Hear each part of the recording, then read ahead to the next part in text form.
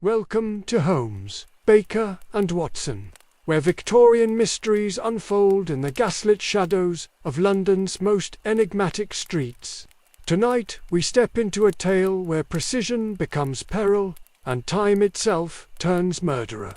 Every case here is crafted with the atmosphere that mystery lovers crave, bringing you authentic detective stories that capture the essence of Conan Doyle's legendary world of deduction. Before we begin this evening's investigation, tell us in the comments where in the world you're listening from and what time it is there. Whether it's midnight in Manchester or dusk in Detroit, mystery knows no borders. Your location helps us understand our growing global community of fellow detectives who gather here to unravel the impossible mysteries alongside the master sleuth. Tonight's case begins with a death so precisely timed it defies all explanation. In autumn 1894, a respected clockmaker is found dead in his workshop at exactly 3:30 in the afternoon. The chilling detail that baffles Scotland Yard: he has died at this exact time for 3 consecutive days, each death appearing natural, each timing utterly impossible to explain through any conventional means whatsoever. When Scotland Yard turns to Sherlock Holmes, he must unravel a murder method so mechanically perfect it challenges everything he knows. The gears are turning, the springs are wound, and somewhere in London, a killer's masterpiece ticks toward its final, deadly chime. The fog had settled over London like a shroud that October evening, muffling the familiar sounds of hooves on cobblestones and reducing the gas lamps to pale, ghostly halos in the mist. I had just returned from a consultation in Whitechapel when I found Holmes seated in his armchair, violin abandoned on the side table, his sharp features illuminated by the dancing flames in the hearth. Mrs. Hudson's familiar knock interrupted the quiet, followed by her measured footsteps ascending the 17 steps to our lodgings.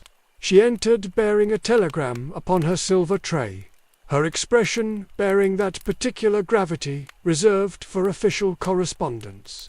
Holmes accepted the message with a languid gesture, though I noticed the subtle quickening of his movements as he broke the seal. Inspector Lestrade's telegram requested our immediate assistance for what he described as a most curious death in Clockenwell. A clockmaker named Aldrich Pemberton had been found deceased in his workshop that afternoon at precisely 3:30.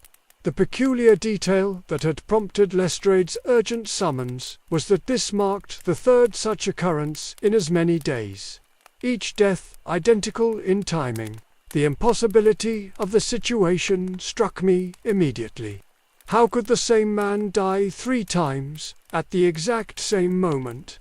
Holmes was already reaching for his coat, his eyes bright with that familiar gleam that signaled the beginning of a fascinating puzzle. According to Lestrade's message, Mr. Pemberton had been discovered dead at exactly 3:30 each afternoon, only to be found alive the following morning. The hansom cab carried us through streets made treacherous by the thickening fog, past dim outlines of shops and houses that seemed to float like ships in a grey sea. Holmes remained silent during the journey, his fingers steepled beneath his chin, his gaze fixed upon some invisible point beyond the carriage window. I had learned long ago to respect these moments of intense concentration. The workshop of Aldrich Pemberton occupied the ground floor of a narrow brick building in Clockenwell, squeezed between a tobacconist and a dealer in second-hand books. Gaslight spilled through the grimy windows, casting strange shadows that danced and flickered. Inspector Lestrade stood waiting beneath the hanging sign bearing the simple inscription, "A Pemberton Fine Timepiece," or SIS, his usually confident demeanour replaced by bewilderment. Lestrade greeted us with evident relief, confessing that this case had him completely baffled. 3 days running, they had found Pemberton dead at his workbench at precisely 3:30 in the afternoon. Natural causes, according to the police surgeon, heart failure brought on by overwork. Nothing suspicious about any individual death, except for the impossible timing and the inconvenient fact that the man kept returning to life. Holmes examined the exterior of the building with his characteristic thoroughness, noting the condition of the brickwork, the placement of the windows, and the narrow alley that ran along the eastern side. When he inquired about who discovered the body each day, Lestrade explained that Mrs. Pemberton brought her husband his afternoon tea at precisely 3:30 each day, a routine maintained for over 20 years. The previous day she had found him slumped over his workbench, apparently having succumbed while examining a particularly intricate pocket watch. The woman had been understandably distraught, especially given that similar scenes had played out on the 2 preceding afternoons. Each morning, however, her husband would awaken with no memory of the previous day's demise, and no apparent ill effects. We followed Lestrade through the workshop door into a realm that seemed suspended between order and chaos. Workbenches lined the walls, their surfaces covered with the delicate tools of the clockmaker's trade. Tiny screwdrivers, jewelers, loops, springs, and gears, arranged with mathematical precision. The air carried the mingled scents of metal polish, oil, and the faint sweetness of wood shavings. At the centre of the workshop sat Aldrich Pemberton himself, very much alive and bent over a partially disassembled carriage clock. He was a thin man of perhaps 60 years, with steel-grey hair and the slightly stooped posture that spoke of decades spent hunched over intricate mechanisms. Wire-rimmed spectacles perched upon his nose, and his fingers moved with the sure, delicate touch of a master craftsman. Holmes announced our presence with his customary courtesy, introducing himself and explaining that we had come to discuss the unusual circumstances surrounding the clockmaker's recent experiences. Pemberton looked up from his work with a puzzled expression that seemed entirely genuine. He confessed that he had no understanding of what we meant, mentioning only that his wife had spoken of policemen asking questions. When Holmes inquired about his memories of the previous afternoon, particularly around 3:30, Pemberton's brow furrowed in concentration as he set down his delicate tools. He explained that yesterday afternoon held nothing particularly noteworthy. He recalled working on the carriage clock, attempting to regulate the escapement mechanism, delicate work requiring complete concentration. Time had a way of slipping by unnoticed. The workshop fell silent save for the gentle ticking of dozens of timepieces, each marking the passage of moments with mechanical precision. Holmes stood perfectly still, his head tilted slightly as if listening to some symphony audible only to his trained ear. When he finally moved, it was to gesture toward a grandfather clock in the corner, its pendulum swinging with hypnotic regularity. He drew my attention to the remarkable synchronization of all the timepieces in the workshop.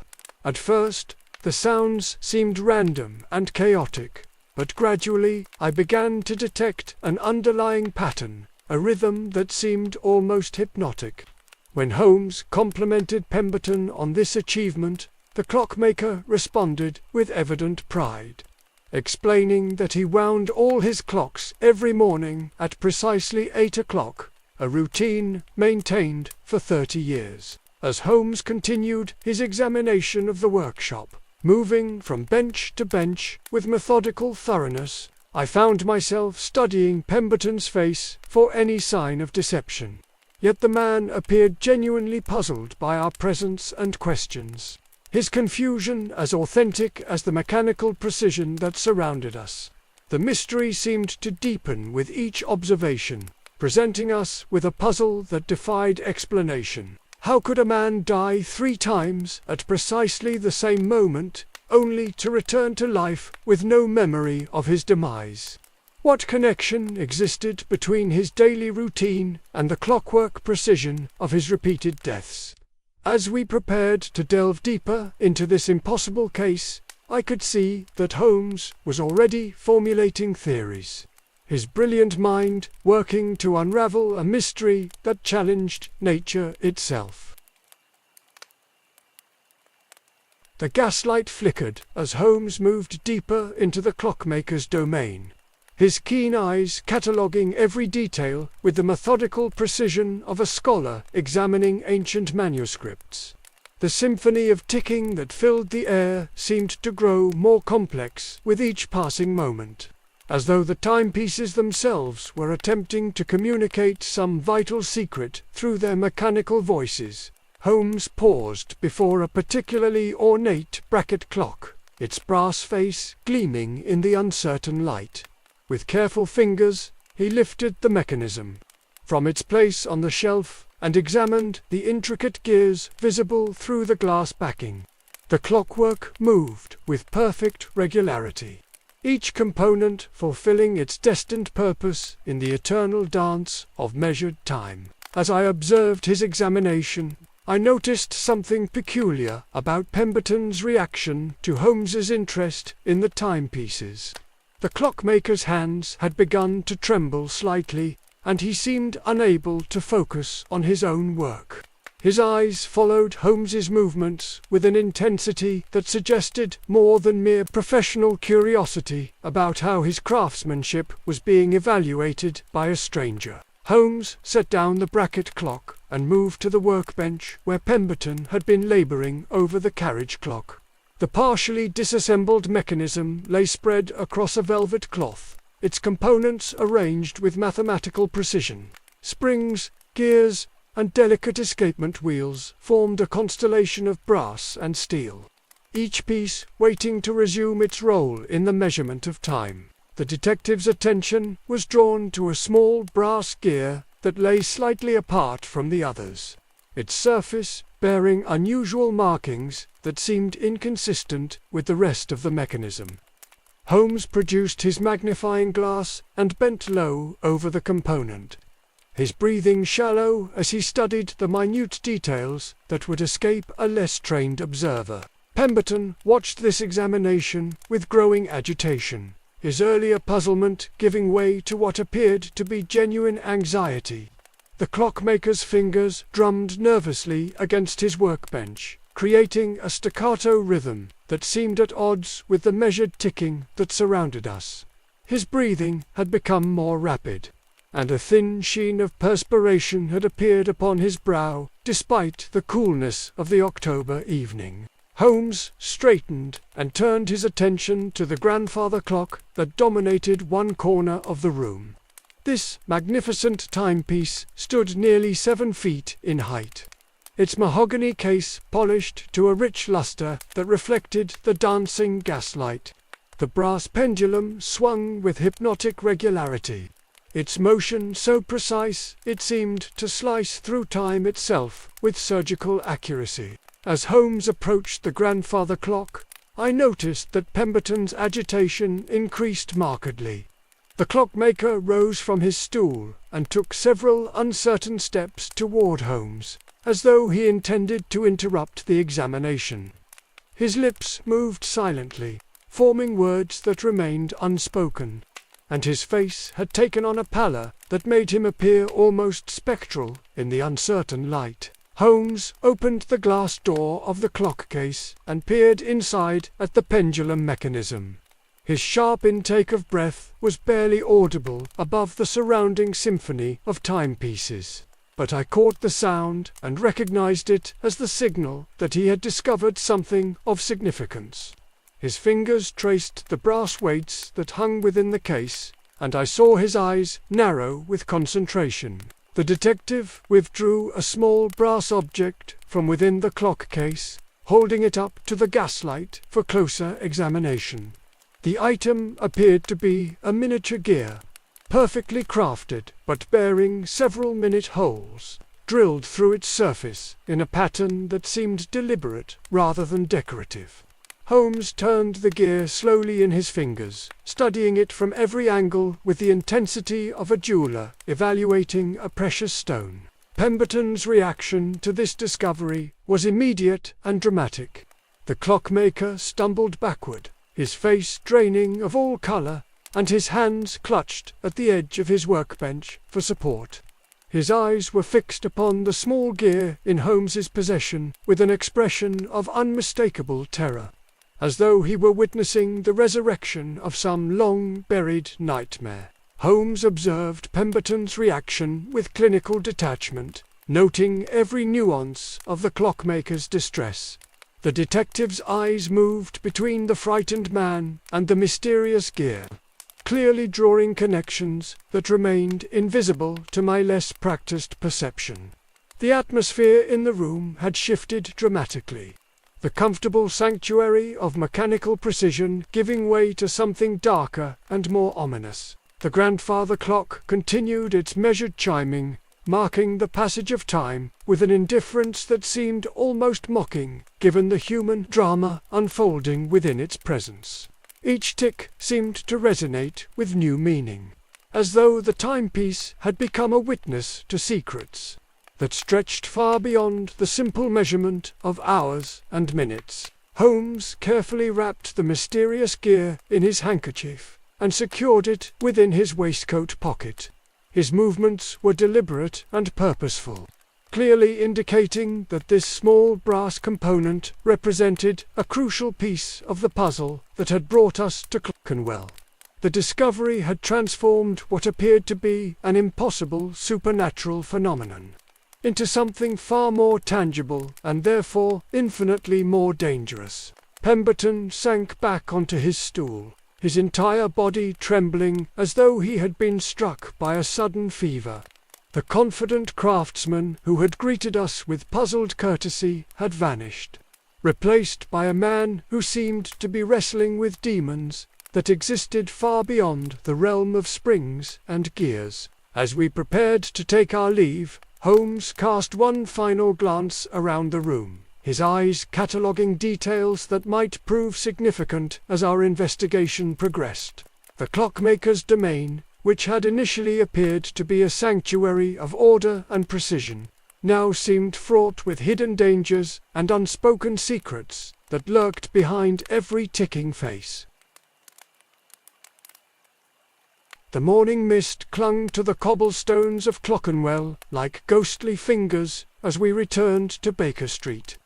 The mysterious device secure in my companion's waistcoat pocket, the detective had remained unusually silent during our journey home, his mind clearly occupied with the implications of our discovery. I knew better than to interrupt these periods of intense contemplation, for they often preceded his most brilliant deductions. Upon our arrival, my friend immediately retreated to his chemical apparatus, subjecting the strange metal piece to a series of tests that filled our sitting room with acrid smoke and peculiar odours. Through his magnifying glass, he examined every minute detail of the object, making careful notes in his precise handwriting. The holes drilled through the metal formed a pattern that seemed to follow some deliberate design, though its purpose remained obscure to my untrained eye. Mrs. Hudson appeared at our door with the Morning Post, among which was a hastily scrawled note from Inspector Lestrade. The message requested our immediate return to the craftsman's establishment, as another incident had occurred during the night. The clockmaker had been discovered by his wife in the early hours, collapsed once again at his workbench, though this time he had awakened naturally rather than requiring medical attention. The note contained additional details that proved most intriguing. Mrs. Pemberton had observed her husband rising at exactly midnight, moving through their lodgings with the mechanical precision of a sleepwalker, and descending to his walkspace below. She had followed at a distance, watching as he performed what appeared to be a carefully choreographed routine among his various chronometers and devices. According to Lestrade's account, The woman had witnessed her husband adjusting the mechanisms of each timepiece in a specific sequence. His movements, precise and purposeful despite his apparent unconscious state. The ritual had continued for exactly 1 hour and 37 minutes, after which the clockmaker had collapsed at his workbench and remained motionless until dawn. Upon awakening, he had no recollection of the nocturnal activities. The detective folded the message and reached for his coat with renewed energy. This new information seemed to provide a crucial piece of the puzzle that had been troubling him since our previous visit.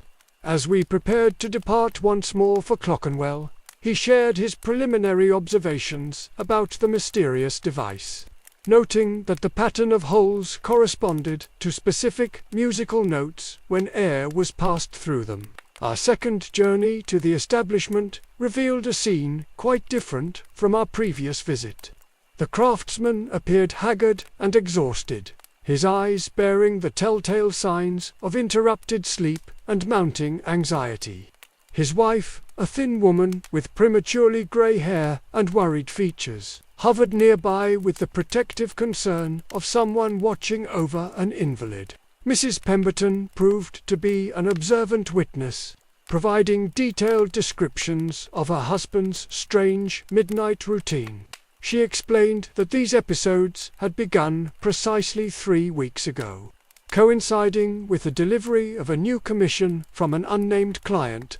The order had been unusual, requiring modifications to several existing timepieces according to specifications that seemed unnecessarily complex for their apparent function. The woman led us to a corner of the workspace where several modified chronometers stood in a neat row.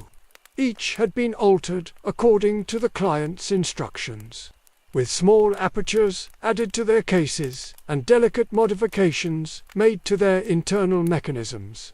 The work was exquisite, demonstrating the artisan's considerable skill. Yet the purpose of these alterations remained mysteriously unclear. My companion examined each modified timepiece with intense interest, noting the precise placement of the new apertures and the subtle changes to the timing mechanisms. He produced the mysterious device from his pocket and demonstrated how it fit perfectly into one of the apertures, creating what appeared to be a complex mechanical system whose function was not immediately apparent. As the detective continued his examination, the clockmaker's agitation grew increasingly pronounced. The man's hands shook as he attempted to resume his normal work, and he seemed unable to focus on the simplest tasks. His eyes repeatedly returned to the modified timepieces, as though they exerted some irresistible fascination over his thoughts and movements. The pattern began to emerge as my friend traced the connections between the various modified mechanisms. Each timepiece had been altered to work in conjunction with the others, creating a network of precisely timed mechanical interactions. When activated in the proper sequence, the devices would produce a complex pattern of sounds and movements that seemed to follow some predetermined design. The clockmaker's wife confirmed that her husband's midnight ritual involved activating each timepiece in a specific order, always beginning at exactly 12 and concluding at precisely 37 minutes past 1. The routine never varied, and her husband performed it with the mechanical precision of the timepieces themselves, as though he had become merely another component in an elaborate mechanical system. The detective's experiments with the modified devices revealed their true purpose. When operated according to the sequence observed by Mrs. Pemberton, the timepieces created a hypnotic pattern of sounds and rhythms that seemed designed to induce a specific mental state in anyone exposed to their influence. The mysterious object served as a key element in this system, modulating the sounds produced and ensuring their precise timing. As the implications of this discovery became clear, we realized that the artisan had become the unwitting victim of an elaborate, scheme designed to control his actions during specific periods. The midnight ritual was not a product of his own consciousness, but rather the result of conditioning created by exposure to the modified timepieces.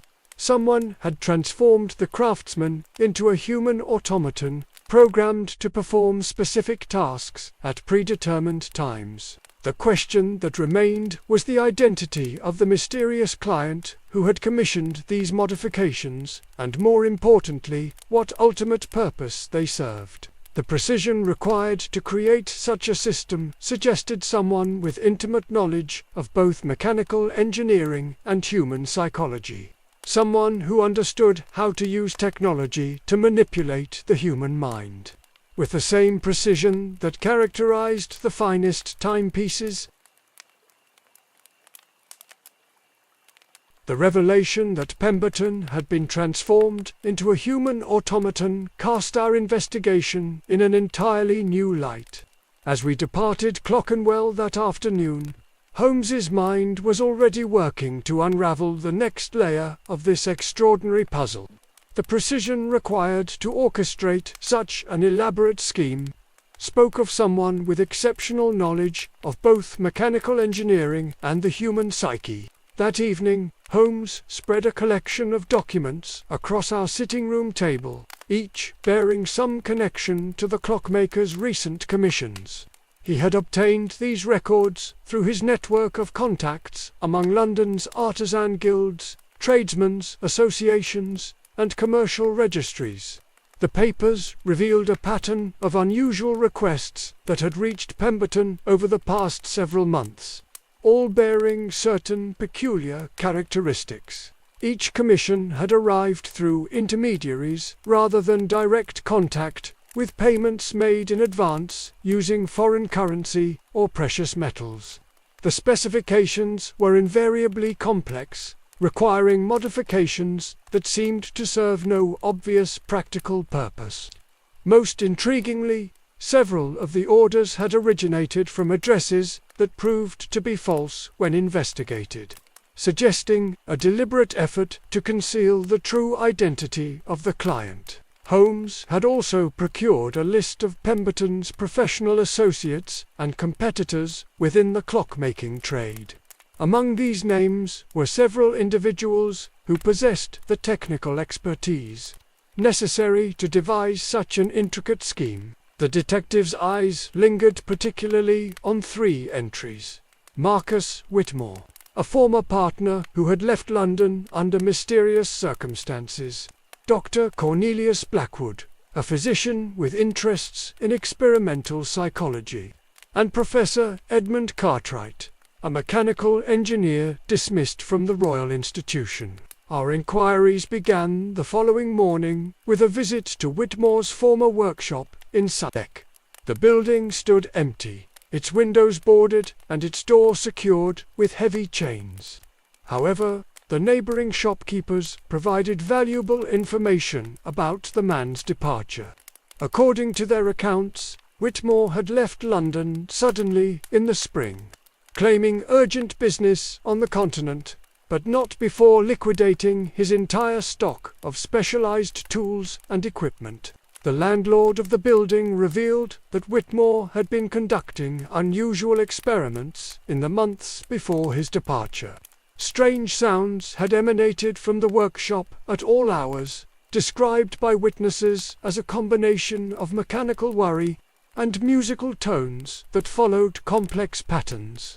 Several tenants had complained of difficulty sleeping, reporting vivid dreams and periods of inexplicable drowsiness during the day. Dr. Blackwood proved to be a more substantial lead. We found him residing in modest lodgings near Russell Square, where he maintained a small practice treating patients with nervous disorders. The man himself was tall and angular, with penetrating grey eyes and the pallid complexion of one who spent little time in natural sunlight. His manner was courteous but guarded, and he seemed particularly interested in our reasons for seeking information about mechanical devices. When Holmes mentioned Pemberton's case, Blackwood's reaction was immediate and telling. The doctor's hands trembled slightly as he reached for his teacup, and his eyes darted toward a locked cabinet that dominated one corner of his consulting room. He claimed no knowledge of the clockmaker beyond his reputation as a skilled craftsman. But his nervous demeanor suggested otherwise. The conversation revealed Blackwood's extensive knowledge of hypnotic techniques and his particular interest in the use of rhythmic sounds to induce altered states of consciousness. He spoke at length about his research into the effects of precisely timed auditory stimuli on human behavior, describing experiments that bore an uncomfortable resemblance to what we had observed at Pemberton's workshop. Holmes noted several curious details about Blackwood's consulting room. The walls were lined with unusual acoustic treatments that would affect the propagation of sound waves. A collection of tuning forks and musical instruments suggested experiments with specific frequencies and harmonics. Most significantly, the locked cabinet bore the same type of specialized lock that we had observed on the modified timepieces at Pemberton's establishment. Professor Cartwright presented perhaps the most intriguing possibility. Our inquiries at the Royal Institution revealed that his dismissal had resulted from his involvement in unauthorized experiments, combining mechanical engineering with psychological manipulation. According to his former colleagues, Cartwright had become obsessed with the idea of creating machines that could directly influence human thought and behavior. The professor's current whereabouts proved difficult to establish. He had disappeared from London society following his dismissal, though rumours placed him in various locations throughout Europe. Some accounts suggested he had established a private laboratory in Switzerland, while others claimed he had been seen in Prague working with a secretive group of inventors and philosophers. However, our investigation uncovered evidence that Cartwright had maintained contact with certain London associates even after his apparent departure. A discreet inquiry at his former bank revealed regular withdrawals from his account, suggesting he had not truly severed his connections to the city. Moreover, several suppliers of specialized mechanical components reported recent orders placed under names that investigation proved to be aliases. The most compelling evidence emerged from our examination of the technical specifications required for Pemberton's modified timepieces. The mathematical precision of the alterations, the sophisticated understanding of acoustic principles, and the integration of mechanical and psychological elements all pointed to someone with Cartwright's unique combination of expertise. As the pieces of the puzzle began to fall into place, Holmes formulated a theory that encompassed all the strange elements of our case. Someone with intimate knowledge of clockmaking, psychology, and mechanical engineering had devised a method of controlling Pemberton's actions through carefully orchestrated exposure to hypnotic stimuli. The clockmaker's repeated deaths at 3:30 each afternoon were not supernatural phenomena, but rather the result of precisely timed psychological manipulation. The ultimate purpose of this elaborate scheme remained unclear, but Holmes suspected it involved more than mere control over a single craftsman. The precision and complexity of the system suggested preparation for something far more significant, perhaps involving multiple victims or a larger conspiracy that extended beyond the confines of Clerkenwell. The following morning brought an unexpected development that would prove crucial to our investigation. Holmes had dispatched a series of telegrams to his contacts throughout Europe, seeking information about Professor Cartwright's activities since his departure from London. The responses began arriving before we had finished our breakfast, each one adding another piece to the complex puzzle we were attempting to solve. The most significant intelligence came from a colleague in Vienna, who reported that Cartwright had indeed established a private laboratory in the Austrian capital. More importantly, This facility had been the site of several mysterious incidents involving local craftsmen, who had been commissioned to create unusual mechanical devices. According to the reports, these artisans had subsequently suffered from episodes of memory loss and strange behavioral patterns remarkably similar to those we had observed in Pemberton. Holmes's correspondent in Prague provided additional confirmation of Cartwright's activities. The professor had been observed purchasing rare components from specialized suppliers, including precision gears manufactured to specifications that matched those we had discovered in the modified timepieces.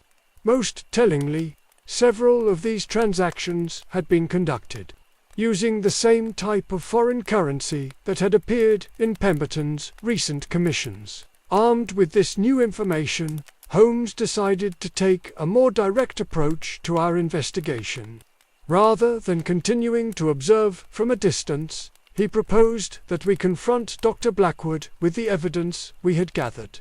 The physician's nervous reaction to our previous visit suggested he possessed knowledge that might prove vital to understanding the full scope of the conspiracy. We arrived at Blackwood's consulting rooms during the early afternoon, when his practice would typically be receiving patients.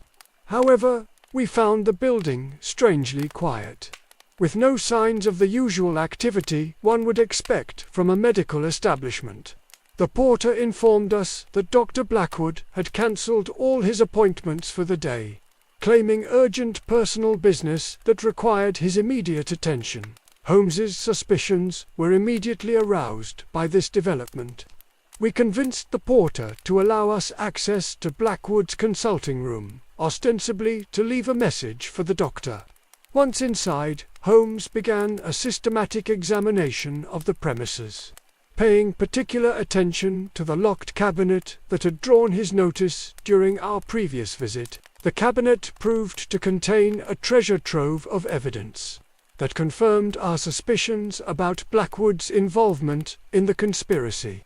Among the documents we discovered were detailed plans for the modification of various timepieces, correspondence with suppliers of specialized components, and most damning of all, a collection of sketches depicting the precise alterations that had been made to Pemberton's instruments. More disturbing still were the medical records that revealed Blackwood's experiments on unwitting subjects. The doctor had been using his practice as a cover for testing the effects of rhythmic auditory stimuli on human consciousness.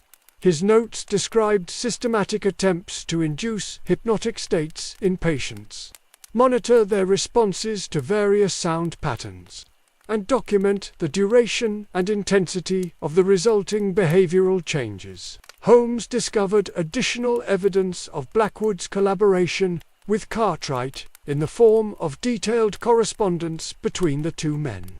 The letters revealed that their partnership had begun several years earlier, while Cartwright was still affiliated with the Royal Institution. The professor had provided the theoretical framework for their experiments, while Blackwood had contributed his expertise in psychology and access to human subjects through his medical practice. The correspondence also revealed the true scope of their ambitions. The control of Pemberton was merely a preliminary test of a much larger scheme designed to influence the behavior of prominent individuals throughout London society. Their ultimate goal was to create a network of unconsciously controlled agents, who could be manipulated to serve their purposes without any awareness of their compromised state. As we continued our examination of Blackwood's papers, Holmes uncovered evidence that the conspiracy involved additional accomplices beyond the doctor and the professor. Several names appeared repeatedly in the correspondence, including individuals associated with foreign governments and commercial interests that stood to benefit from political and economic instability in Britain. The most chilling discovery was a detailed schedule that outlined plans for expanding their operations throughout the city. According to these documents, Pemberton was only the first of many craftsmen who were to be subjected to their control. The conspirators had identified clockmakers, jewelers, and precision instrument makers whose skills could be exploited to create an army of unknowing agents. Holmes also found evidence that the conspiracy had already begun to implement the next phase of their plan. Several other artisans had received commissions similar to those sent to Pemberton, requiring them to modify timepieces according to specifications that would enable psychological manipulation. The systematic nature of these operations suggested a level of organization and resources that extended far beyond what two individuals could manage alone. The discovery of a detailed map of London, marked with the locations of various target establishments, confirmed that the conspiracy was operating on a scale far larger than we had initially suspected. Red pins marked the workshops of craftsmen who had already been compromised, while blue pins indicated future targets. The pattern revealed a methodical campaign designed to establish control over key individuals throughout the city's commercial and artisan districts. As we prepared to leave Blackwood's consulting room, Holmes made one final discovery that would prove crucial to our understanding of the conspiracy's timeline. Hidden within a false bottom of the doctor's desk was a calendar marked with specific dates and times, corresponding to planned activations of the controlled subjects. According to this schedule, Pemberton's next episode was planned for the following evening, suggesting that time was running short for our intervention. The evidence we had gathered painted a picture of a conspiracy that combined scientific innovation with criminal ambition on an unprecedented scale. The systematic nature of the operation, the involvement of foreign interests, and the ultimate goal of controlling influential individuals throughout London society suggested that we were dealing with a threat to the very stability of British society. Holmes realized that our investigation had reached a critical juncture. The evidence we had discovered in Blackwood's consulting room provided sufficient proof of the conspiracy's existence, but it also revealed that the danger was far more immediate than we had anticipated. The next phase of our investigation would require swift action to prevent the conspiracy from achieving its goals. The trail that had begun with the mysterious deaths of a single clockmaker had led us to uncover a sophisticated plot that threatened to undermine the foundations of British society. As we departed Blackwood's consulting room with our crucial evidence, Holmes was already formulating a plan to bring the conspiracy to an end before it could achieve its sinister objectives.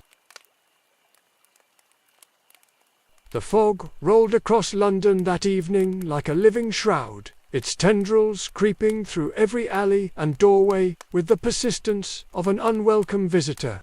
Holmes and I sat in our chambers at Baker Street. The evidence from Blackwood's consulting room spread before us like the components of some diabolical engine. The gas lamps cast dancing shadows across the papers, and I found myself wondering if the very light itself might carry some hidden influence. So thoroughly had this case shaken my faith in the ordinary world.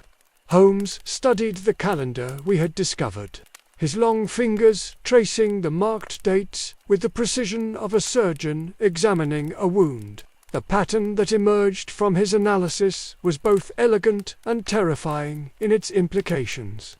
Each date corresponded not only to planned activations of the controlled subjects, but to significant events in London's commercial and political calendar. Bank meetings, government consultations, guild assemblies, all moments when the influence of compromised individuals might shape decisions of far-reaching consequence. The realization struck me with the force of revelation. The conspirators had not simply sought to control random craftsmen for their own amusement or profit. They had carefully selected individuals whose work would bring them into contact with the most influential members of society.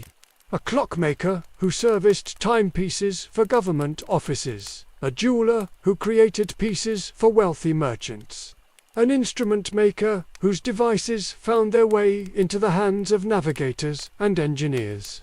That night, as the city settled into uneasy slumber, Holmes revealed the full scope of his deductions.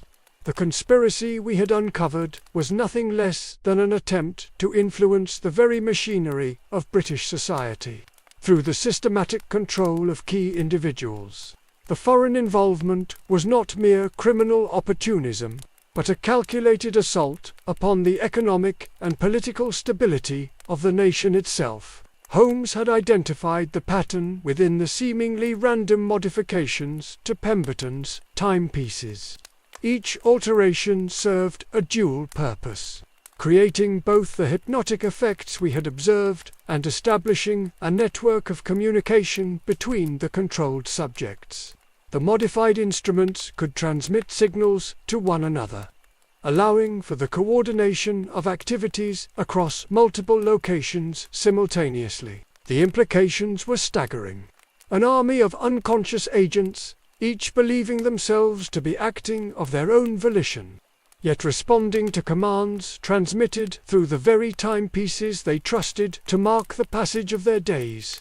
The clockwork precision that had initially seemed merely metaphorical now revealed itself as literal truth. The conspirators had transformed human beings into components of a vast mechanical system. Holmes had also deciphered the significance of the specific timing of Pemberton's episodes. 3:30 in the afternoon was not chosen at random, but corresponded to the precise moment when the sun's angle would create optimal conditions for the transmission of optical signals between the modified timepieces. The conspiracy had harnessed not only sound and rhythm, but light itself as a medium for their control. Our investigation had revealed that Professor Cartwright's expertise extended far beyond mechanical engineering into realms that bordered upon the occult. His correspondence with Blackwood contained references to ancient techniques of mental influence, combined with modern scientific understanding to create something unprecedented in its power and scope. They had succeeded in wedding mysticism to mechanism, creating a hybrid science that threatened to revolutionize the very nature of human agency. The evidence suggested that the conspiracy had been years in the making, with tentacles reaching into multiple European capitals. The foreign currency used in payments, the specialized components sourced from distant suppliers, the coordination required to execute such a complex scheme, all pointed to resources and organization that dwarfed anything we had previously encountered. Holmes had identified additional patterns in the correspondence that revealed the true hierarchy of the conspiracy. Blackwood and Cartwright were not the masterminds, but merely skilled operatives serving interests that remained shrouded in shadow.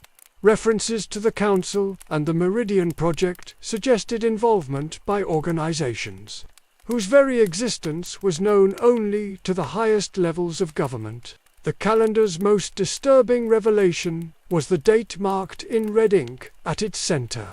3 days hence, according to the conspirators' schedule, all controlled subjects would be activated simultaneously in what the documents referred to as the Grand Synchronization.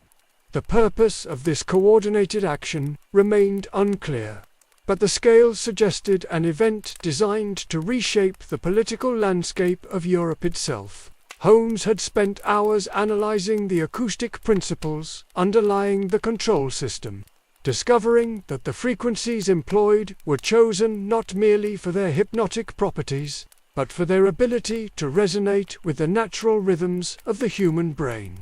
The conspirators had identified the precise mathematical relationships between sound, light, and consciousness that would allow them to bypass the rational mind entirely. The most chilling aspect of our discoveries was the realization that the conspiracy had already achieved partial success. Several prominent figures in London society had been identified in the documents as having been exposed to the influence of controlled subjects. Cabinet ministers, bank directors, shipping magnates, all had unknowingly fallen under subtle influence through their interactions with compromised artisans. As dawn approached, Holmes formulated his plan for dismantling the conspiracy before the grand synchronization could be executed. The operation would require precision timing, careful coordination, and above all, the element of surprise. The enemy had spent years preparing their assault upon British society, but they had not anticipated the intervention of forces capable of unravelling their elaborate web of deceit. The fog that had shrouded London throughout the night began to lift as the first rays of sunlight pierced the gloom. Yet I could not shake the feeling that we were emerging from one kind of darkness only to confront another, more terrible obscurity.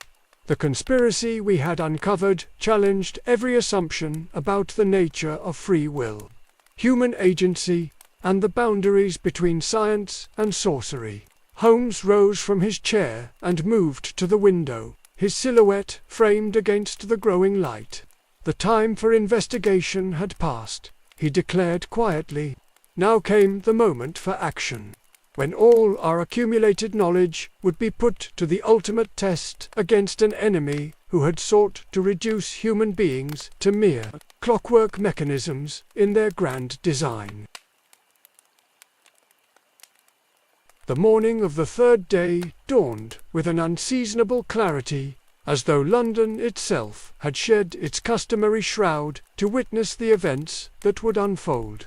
Holmes had spent the night in preparation, transforming our sitting room into a makeshift laboratory where he worked with fevered intensity to construct what he termed a counter-mechanism. The mysterious gear we had discovered in Pemberton's grandfather clock served as the template for his work, though his creation bore modifications that would serve an entirely different purpose. By dawn, Holmes had completed his device, a small brass instrument no larger than a pocket watch, yet intricate enough to rival the finest chronometer. Where the conspirators' mechanism sought to control, Holmes's creation was designed to liberate.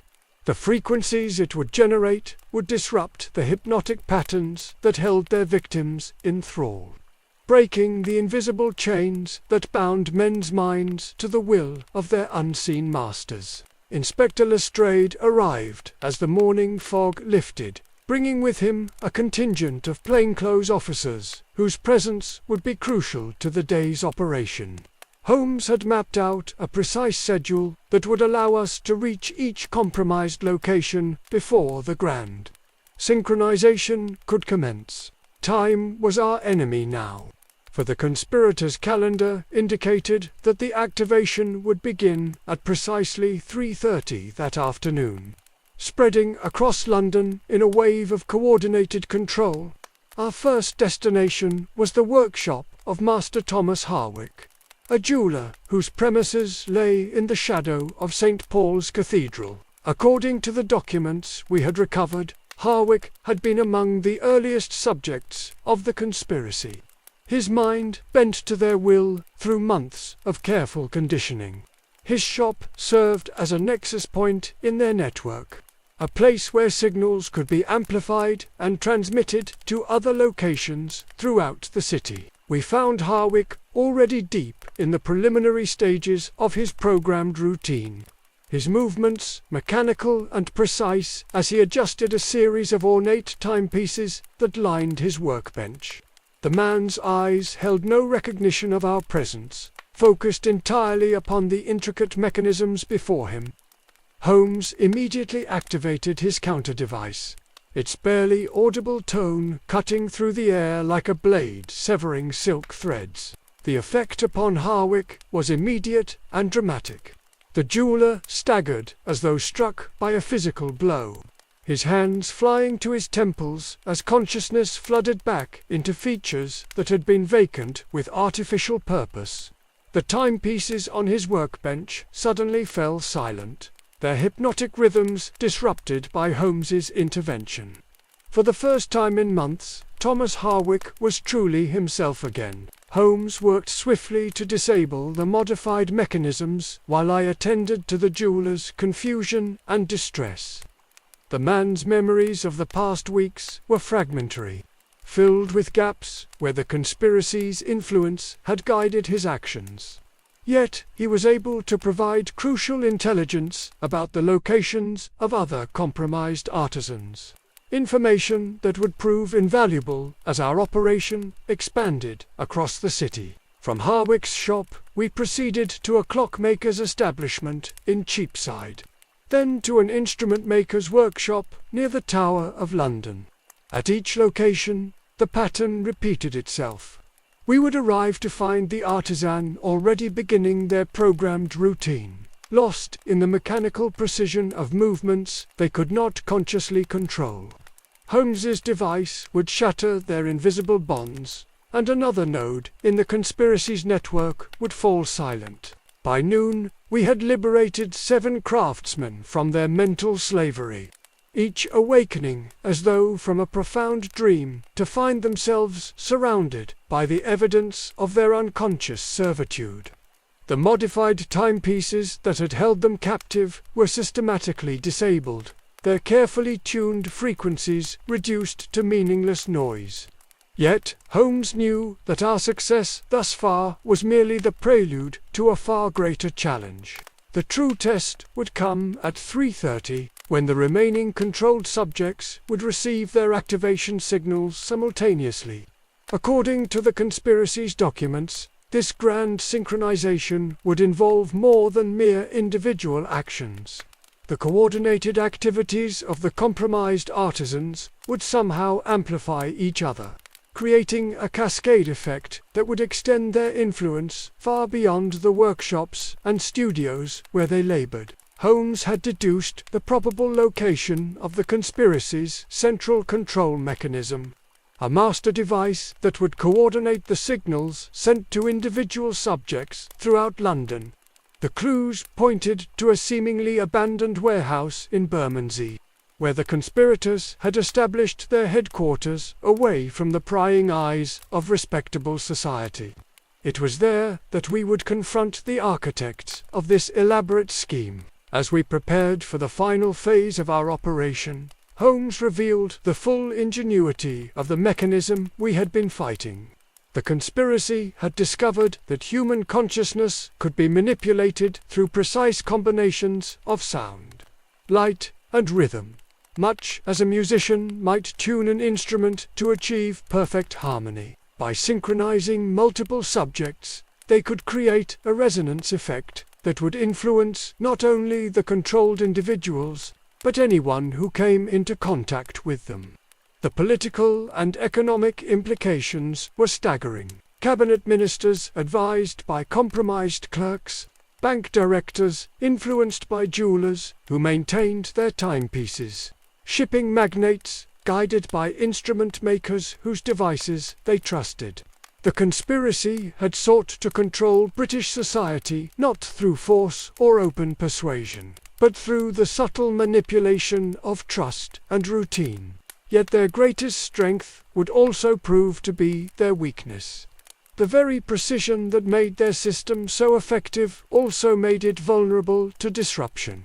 Holmes's counter-device exploited this vulnerability, introducing chaotic elements that would shatter the mathematical perfection upon which their control depended. Like a discordant note that could bring down a crystal glass, the right frequency at the right moment could collapse their entire network. As the afternoon advanced toward the crucial hour of 3:30, Holmes and I made our way through the narrow streets of Bermondsey toward our final confrontation. The warehouse that housed the conspiracy's headquarters rose before us like a monument to industrial ambition, its red brick walls scarred by decades of London's smoke and rain.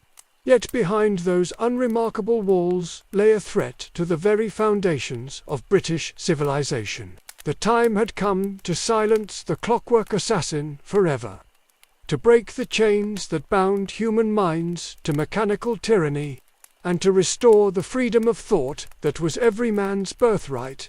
As we approached the warehouse doors, Holmes's counter-device hummed quietly in his pocket, ready to strike the final blow against an enemy who had sought to reduce human beings to mere components in their vast and terrible machine.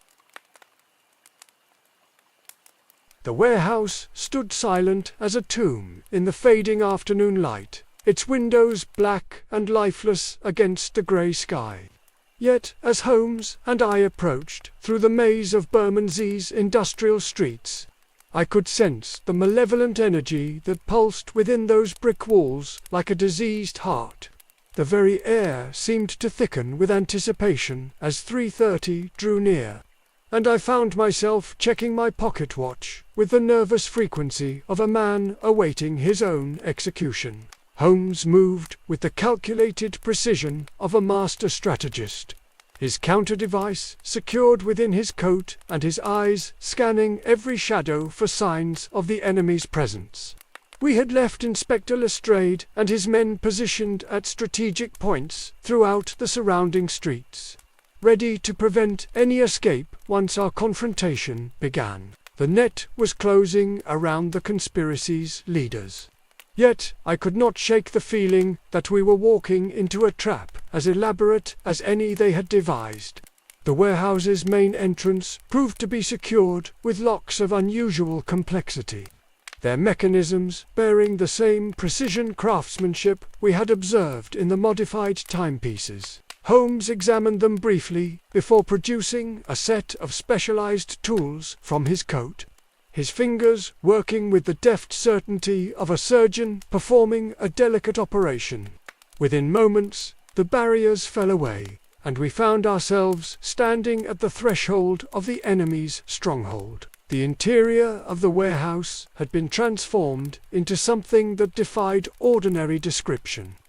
The vast space was filled with an intricate network of mechanical devices, their brass and steel components gleaming in the gaslight like the organs of some impossible creature. Hundreds of modified timepieces hung from the rafters at precise intervals, their synchronized ticking creating a rhythm that seemed to pulse through the very foundations of the building. At the center of this mechanical maze stood a structure that could only be described as a clockwork cathedral. Rising nearly to the warehouse's roof, it was composed of interlocking gears and pendulums of such complexity that the mind reeled to comprehend their purpose. Yet, even as I struggled to understand what I was seeing, the device's function became horrifyingly clear. This was the master mechanism that would coordinate the grand synchronization, the heart of a machine designed to turn human beings into clockwork Professor Edmund Cartwright stood before his creation like a high priest before an altar, his hands moving across a complex array of controls with practiced expertise.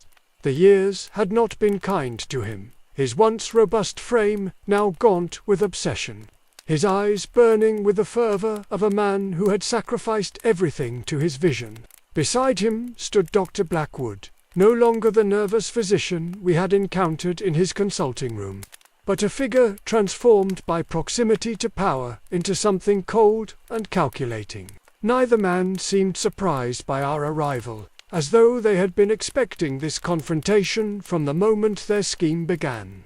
Cartwright turned from his machine with the slow deliberation of a man who held all the advantages, his lips curving into a smile that held no warmth.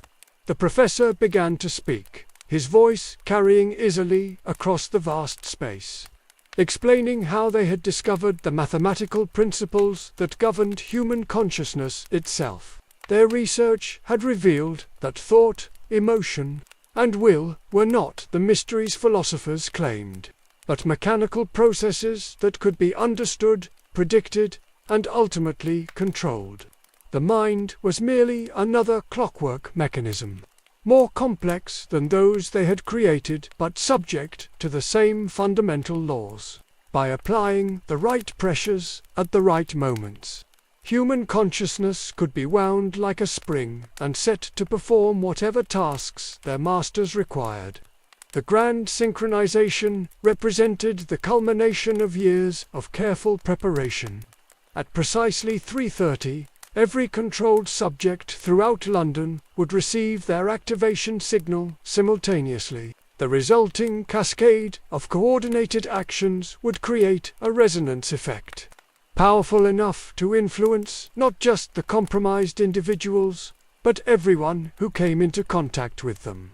Within hours, the conspiracy's control would spread throughout the city like a contagion of the mind. As Cartwright spoke, I noticed that Holmes had begun to move with careful deliberation toward a position that would allow him to deploy his counter-device effectively. The professor and his accomplice remained focused on their explanation, so consumed with their triumph that they failed to recognize the danger approaching from within their own stronghold. The hubris that had driven them to attempt such an audacious scheme now blinded them to the instrument of their destruction. Holmes struck at the moment when the warehouse's mechanical symphony reached its crescendo.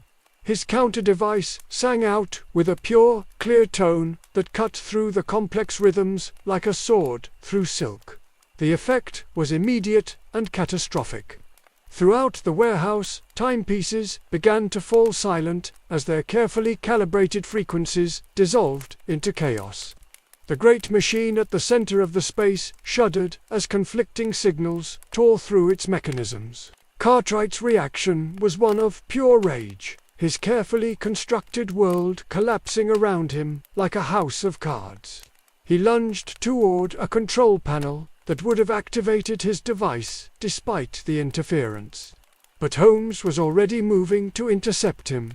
The two men grappled among the dying machinery, their struggle taking on an almost symbolic quality as science and conscience battled for supremacy. Dr. Blackwood attempted to flee as the warehouse filled with the sound of breaking mechanisms and falling timepieces.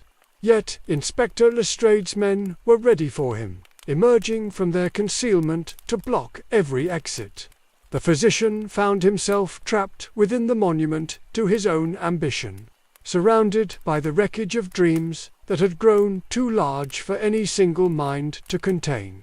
The great machine continued its death throes for several minutes, its complex mechanisms tearing themselves apart as Holmes's device maintained its disruptive frequency. Gears scattered across the warehouse floor like metallic rain, and the synchronized ticking that had filled the space gave way to a blessed silence. The clockwork assassin that had threatened to reduce human beings to mere automata lay in ruins, its power broken forever. As the last echoes faded, Holmes stood victorious among the debris, his counter-device still humming quietly in his hand. Cartwright lay unconscious at his feet, overcome by the collapse of his life's work, while Blackwood cowered in the custody of Lestrade's officers. The conspiracy that had sought to steal the very essence of human freedom had been shattered as completely as the mechanisms that had served its purposes. In the days that followed, the full scope of the plot began to emerge through careful investigation. The conspiracy had indeed involved foreign interests seeking to destabilize British society, but their method had been unlike anything previously attempted in the annals of espionage. By attacking the mind rather than the body, they had sought to achieve victory without firing a single shot. The controlled artisans gradually recovered their freedom, as the influence of the destroyed mechanisms faded from their consciousness. Pemberton himself proved to be among the most resilient, his strong constitution allowing him to shake off the effects more quickly than most. Within a week, he had returned to his workshop, though he reported that he could no longer bear the sound of multiple timepieces ticking in unison. Holmes retained the counter-device as a safeguard against any future attempts to resurrect the conspiracy's methods. The principles behind the technology were too dangerous to be left unguarded, yet too valuable to be completely destroyed. In the right hands, the same techniques that had been used to enslave might someday serve to heal minds damaged by trauma or illness. As for the warehouse in Bermondsey, it was quietly demolished by government order, its site consecrated to more wholesome purposes. Yet sometimes, when the wind blows from that direction on foggy nights, residents of the surrounding area report hearing the faint sound of clockwork mechanisms, as though some ghostly echo of the conspiracy's ambitions still lingers in the London air. The case of the clockwork assassin had ended not with death, but with liberation.